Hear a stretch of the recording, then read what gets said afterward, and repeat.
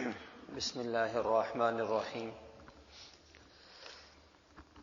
سورہ ابراہیم آیت نمبر 35 سے لے کر 37 تک کا ترجمہ یہ ہے: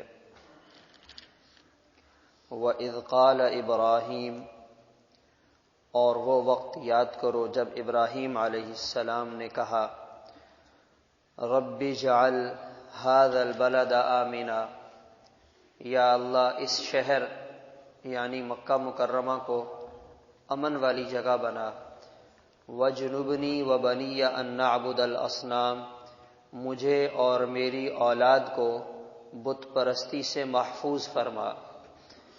رب انہن اضللن کثیرا من الناس، یا اللہ یہ بت بہت سے لوگوں کی گمراہی کا ذریعہ بنے۔ فمن تبعنی فانہ منی، جس نے میری پیروی کی وہ مجھ میں سے ہوگا۔ ومن عصانی، اور جس نے نافرمانی کی، فإنک غفور الرحیم، تو بے شک آپ معاف کرنے والے رحم کرنے والے ہیں۔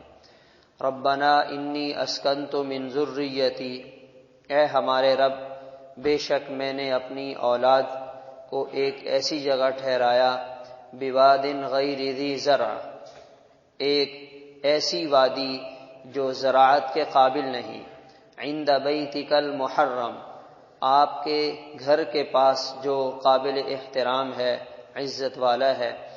ربنا لیقیموا الصلاۃ، اے ہمارے رب انہیں اس لیے یہاں ٹھہرایا تاکہ نماز قائم کرے۔ فاجعل افئدۃ من الناس تہوی الیہم، آپ لوگوں کے دلوں کو اس گھر کی طرف مائل فرما دیں۔ وارزقہم من الثمرات، اور انہیں پھل عطا کر دیں۔ لعلہم یشکرون، تاکہ یہ شکر کرنے والے بنے۔ اللہ تعالیٰ نے سیدنا ابراہیم علیہ السلام کا تذکرہ فرمایا۔ انبیاء کی جماعت میں بڑی خاص شان رکھنے والے نبی ہیں، اور آج تک تمام ادیان کے لوگ حضرت ابراہیم علیہ السلام کا ادب اور احترام کرتے ہیں۔ ہم نماز میں درود شریف پڑھتے ہیں: اللہم صلی علی محمد وعلی آل محمد کما صلیت علی ابراہیم، حضرت ابراہیم علیہ السلام کا خاص طور پر نام لیتے ہیں اور نماز میں ان کا تذکرہ آتا ہے۔ ابراہیم علیہ السلام کی یہاں اللہ تعالیٰ نے چند دعاؤں کا ذکر کیا ہے۔ اس سے یہ پتہ چلتا ہے کہ دعا ایک ایسی چیز ہے جو انسان کی سوچ کو بتلاتی ہے، انسان کے اندر کی حقیقت کو واضح کرتی ہے، انسان کی ترجیحات سامنے لاتی ہے۔ جیسے ہم دعا کے لیے ہاتھ اٹھاتے ہیں تو ہم غور کریں ہم زیادہ تر اللہ تعالیٰ سے کیا مانگتے ہیں، اور خاص طور پر وہ جگہیں، وہ مقامات جو قبولیت کے ہوتے ہیں، اس موقع کی دعا کیا ہوتی ہے۔ لوگ یہاں سے حرم شریف جاتے ہیں، بیت اللہ کے دروازے کے پاس کھڑے ہو کر اور غلاف کعبہ پکڑ کر اللہ تعالیٰ سے کیا مانگتے ہیں۔ اس سے پتہ چلتا ہے کہ یہ انسان کے اندر چھپی ہوئی چیز یہ ہے، اندر سے یہ ہے، باہر سے جو بھی نظر آتا رہے۔ تو ابراہیم علیہ السلام کی دعائیں کیا ہیں؟ سب سے پہلے اللہ تعالیٰ سے امن مانگا ہے، یا اللہ مکہ مکرمہ کو امن والی جگہ بنا دے۔ اور یہ امن اتنی اللہ تعالیٰ کی بڑی نعمت ہے، زندگی کا سارا نظام اسی کے ساتھ چلتا ہے۔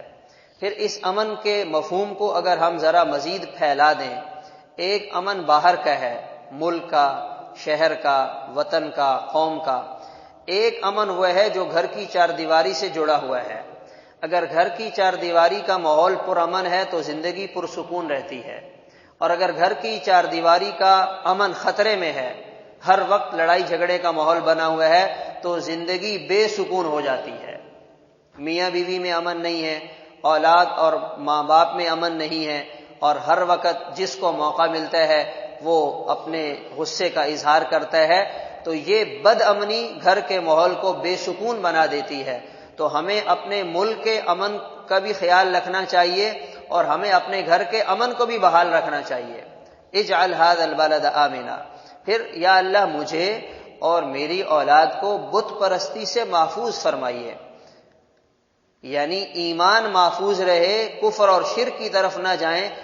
یہ ہماری آپ سے دعا ہے سوچنے کی بات یہ ہے بھلا نبی کی ذات سے شرک کا تصور بھی کیا جا سکتا ہے؟ شرک تو بہت دور کی بات ہے، نبی تو گناہ بھی نہیں کر سکتے، مگر اللہ سے پھر بھی دعا مانگ رہے ہیں۔ اور نبی کی اولاد بھلا شرک کر سکتی ہے؟ یہ کیسے ہو سکتا ہے؟ جو پوری دنیا کو ایمان اور توحید کا درس دینے والے ہیں، ان کی اپنی اولاد کیسے مشرک ہو سکتی ہے؟ در حقیقت یہ ہمیں پیغام دیا گیا کہ انسان کو اپنے ایمان کی فکر اور اپنے اولاد کے ایمان کی فکر زندگی بھر کرتے رہنا چاہیے۔ انسان کے بھٹکنے کا، انسان کے پھسلنے کا، انسان کے راستے کے بدلنے کا کچھ پتہ نہیں چلتا۔ کوئی ایسی بات شیطان دماغ میں ڈال دے، وہ کہے گا چھوڑو یہ کیا مولویوں والی باتیں ہیں، اللہ تعالیٰ کہاں ہیں، کچھ بھی نہیں ہوتا، اپنی مرضی کی زندگی گزارو جیسے کہ ماحول چل رہا ہے۔ ایک عالم کہتے ہیں میں امریکہ گیا، وہاں ایک صاحب نے دعوت کی تو مجھے لوگوں نے بتایا ان کا بیٹا آج کل عیسائیوں کے ساتھ بیٹھتا ہے، آپ انہیں ذرا سمجھائیے کہیں ایسا نہ ہو کہ وہ عیسائی بن جائے۔ انہوں نے بات کی تو والد کہنے لگا اگر عیسائی ہو جائے تو کیا فرق پڑتا ہے؟ تو آج کل یہ ماحول چل رہا ہے، اگر کافر ہو جائے، یہودی ہو جائے، یہ مذہب تو ہر بندے کا اپنا معاملہ ہے، کیا فرق پڑتا ہے؟ کوئی بات نہیں ہے، وہ عیسائی بن جائے، ہندو بن جائے۔ تو اتنی آزاد خیالی بھی اچھی چیز نہیں ہے کہ آدمی ایمان سے ہی ہاتھ دھو بیٹھے۔ تو ہمیں سوچنا بھی چاہیے، کبھی ہم نے اللہ تعالیٰ سے اپنی اولاد کے لیے یہ والی دعا مانگی ہے کہ یا اللہ میری اولاد کو شرک اور کفر سے بچانا۔ ابراہیم علیہ السلام جیسے نبی کو تو اپنی اولاد کے ایمان کی فکر ہے اور یہ دعا مانگ رہے ہیں، اور ہم تو بڑے مطمئن ہیں، نہ ہمارے ایمان کو خطرہ ہے نہ ہماری اولاد کے ایمان کو خطرہ ہے۔ پھر اس کے ساتھ ابراہیم علیہ السلام کی جو دعا ہے ربنا لیقیموا الصلاۃ، یا اللہ میں آپ سے یہ دعا مانگتا ہوں میری اولاد نمازی بن جائے۔ ہم یہ تو ضرور مانگتے ہیں ہماری اولاد کو جرمنی کا ویزا مل جائے، فرانس میں ان کو روزگار مل جائے، امریکہ کی نیشنلٹی مل جائے، اپنے ملک میں ان کا کوئی مستقبل بن جائے۔ کبھی یہ دعا مانگی ہے یا اللہ میری اولاد کو نمازی بنا دے؟ بیوی کو اس کی فکر ہوتی ہے 8 بجے میرے شوہر نے کام کے لیے جانا ہے، اس کو اٹھاتی ہے، اس کی فکر نہیں ہے اس کی فجر قضا ہو رہی ہے۔ ماں کو اس بات کی فکر رہتی ہے 7:30 بجے وین آئے گی، بچوں نے اسکول جانا ہے، وہ ان کو جھنجھوڑ کر بھی اٹھاتی ہے، اس کی فکر نہیں ہے کہ ان کی نماز جا رہی ہے۔ گھر کے کسی فرد نے رات کو 2 بجے ایئرپورٹ جانا ہو، سب کی نیند اڑ جاتی ہے، بھائی فلائٹ نکل جائے گی، 10 الارم لگاتے ہیں، بندے کو اٹھاؤ، بھیجو، تیار کرو، ٹائم ہو رہا ہے، اس کی فکر ہوتی ہے کہ ان کی نمازوں کا کیا حال ہے۔ اس سے پتہ چلا کہ انسان کے اندر کا جو مسلمان ہے وہ کچھ اور ہے اور باہر کا مسلمان کچھ اور ہے۔ ابراہیم علیہ السلام یہ ان کی دعا ہمیں سکھا رہی ہے اولاد کو نمازی بناؤ۔ ان کو دنیا جہاں کا رزق کمانے کا ڈھنگ اور طریقہ سکھا دیا، نمازی نہیں بنایا، یہ ناکامی کے راستے پہ جا رہے ہیں، یہ ناکامی کے راستے پہ جا رہے ہیں۔ وہ جتنا نافرمانی کے ساتھ زندگی گزاریں گے وہ اپنی زندگی بھی خراب کریں گے، والدین کے لیے بھی وہ وبال کا ذریعہ بنیں گے۔ ربنا لیقیموا الصلاۃ، یا اللہ ان کو نمازی بنا دیں، ان کو نمازی بنا دیں۔ پھر اس کے بعد ان کے لیے دعا مانگی، معاش کی بھی فکر کی ہے، مگر یہ ثانوی درجے میں ہے، پہلے نماز کی فکر کی ہے پھر معاش کی فکر کی ہے۔ یا اللہ ان کو آپ ایسے پھل عطا کر دیں، وارزقہم من الثمرات، طرح طرح کے میوے اور پھل ان کے پاس آتے رہیں تاکہ یہ شکر کرنے والے بنیں۔ علماء فرماتے ہیں ابراہیم علیہ السلام نے اللہ تعالیٰ سے بڑی دعا مانگی ہے، یہ دعا نہیں مانگی کہ یہ یہاں پہ کھیتی باڑی کریں، یہاں ان کو پانی مل جائے اور ان کو یہاں بیج مل جائے اور یہ زمین میں بیج ڈالیں اور پھل نکالیں اور پھر استعمال کریں۔ اللہ تعالیٰ سے یہ دعا مانگی یا اللہ ان کو تیار پھل مل جائے، نہ کھیتی باڑی کرنی پڑے نہ محنت کرنی پڑے اور تیار پھل ان کے پاس آتا رہے۔ اللہ تعالیٰ نے ابراہیم علیہ السلام کی یہ دعا ایسی زبردست قبول کی ہے کہ وہ آج تک سلسلہ چل رہا ہے، وہ آج تک پھل حرمین شریفین میں دنیا بھر سے آ رہے ہیں اور دنیا بھر کے حاجی جا کر اس سے فائدہ اٹھاتے ہیں۔ یہ ابراہیم علیہ السلام کی دعائیں ہیں۔ تو اس سے ہمیں یہ سبق سیکھنے کو ملتا ہے کہ ہماری بھی دعاؤں میں یہ چیزیں بطور خاص ہونی چاہیے۔